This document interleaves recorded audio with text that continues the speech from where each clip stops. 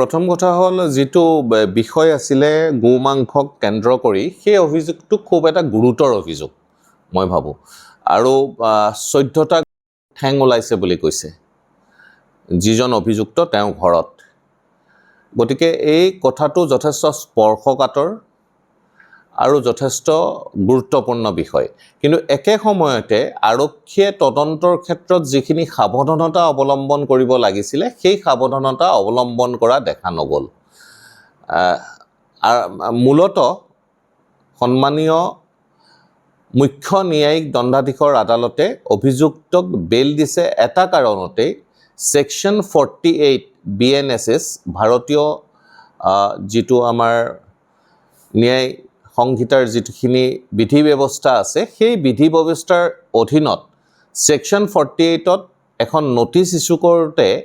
তেওঁ relative friends or nominated by the accused তেওঁকহে দিব পাৰে কিন্তু এই ক্ষেত্ৰত দেখা গ'ল যে সেই যিটো পদ্ধতিগত যিখিনি কথা আইনত বিধান আছে সেই বিধানখিনি আৰক্ষী বা তদন্তকাৰী বিষয়াজনে সেই বিধানখিনি তেওঁ যেনেধৰণে কৰিব লাগিছিলে সেই ধৰণে নকৰিলে